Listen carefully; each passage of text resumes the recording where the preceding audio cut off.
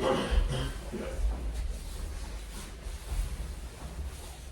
Try locking the triangle. If you've got this, now start really locking the triangle deep. You'll struggle to breathe in there, but go a bit deeper when you feel you've got this.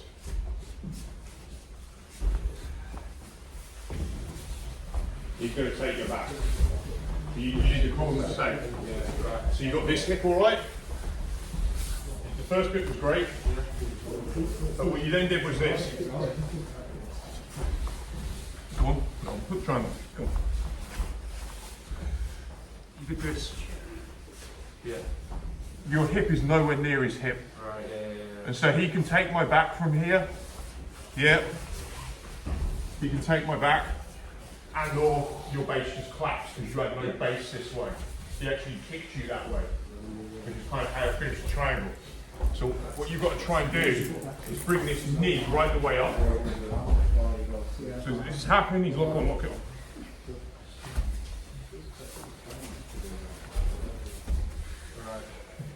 You see the difference? Yeah, that's I need to hit this with my iliac crest. Everything is about these hip and sitting bones.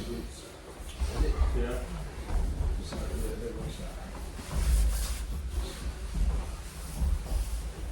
Yeah, put your hand on the ground. Put your hand on the ground. Fight to get your hand on the ground. Yeah.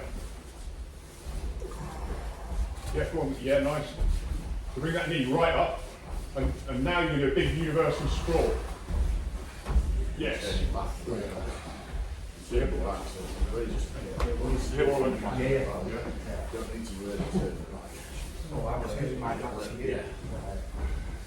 So time, is there anyone got any questions on that at all? This is deep in, you can't get the arm across, everything's gone wrong. Is there any questions on it? I could just pile on if not. Yeah, but the basic idea of it, you're trying to block these hips in. So the next one that you'll get, and this is just more of like more of a defense, very, very common with big guys. Big guys have a tendency to do this when smaller people are trying to get the triangle on.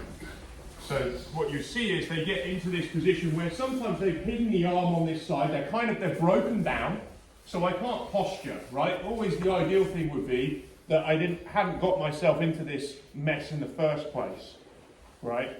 So there's a huge difference, just relax a little bit, Pete. So there's a huge difference between, if he doesn't have my head and I'm here, right? If he tries to pull my arm in or whatever, here, if I just basically do a sissy squat, he'll never finish me.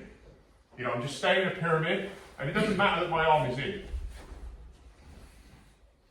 It doesn't matter that my arm is in. He could be pulling my arm into the triangle and giving my arm, but as long as I create that movement, I just take my arm, try and pull it in. As long as I'm creating that movement, he can't get in. Yeah, he can try and wrap his legs up my body. There's just nothing here. But I've got core, but before he gets my arm across, I can get to here. Everything now, see how this hand again. So instead of it being his hip bone, it's his neck. Yeah? And I can also secure this here, so this is even better if I can grab the back of his neck. Because now he can't move. And now the whole thing is really the same kind of idea. He wants to force me into this kind of failed frontward roll. I want him in a backward roll. But all the same principles apply. I cannot let this hip start, if I'm going to do this, I cannot let this hip start moving out. So it's going to be all the same kind of idea. See how I'm in my sprawl? And I'm dropping all my weight. So everything basically is the same, and his neck is taking the pressure instead. Which is why I say it's like a paper cutter. It's basically a paper cutter. This would be, the beginning of it. This is basically the paper cut configuration. It's all the same thing. Yeah, so this is, I think, like the way we define this is like it's like the paper cutter defense. I'm applying a paper cutter to his hip, to his neck, and I'm making him in all of them, I'm making him backward roll and break to he either backward rolls or he breaks to the side. Now Pete let go of it, it's quite wise what he did. He let go of it. But what you get, sometimes people will do, and this is what we talked about with Henry and Bernardo, is they keep trying to apply the triangle. And so I get to this kind of situation, and if I keep my head over him, he's now in a backward roll he can't backward roll out of. And it can be very dangerous. If I'm not very coordinated, I fall and flop on him, I can really mess his neck up. So you've got to be kind of careful and controlled with this. But the basic gist is still going to be the same. So if I, sometimes with the gi, people talk about grabbing the belt, and the reason is it helps the backward roll. If he doesn't have the gi, I can place my hand here. But it's this kind of idea. And I can go squarer with it. So, do the triangle. I'm just putting him in a backward roll, and then I'm working my way out. And of course I could go the other way with this. So, same concept. I go the other side, get the hand, push in, it's all the same. Yeah?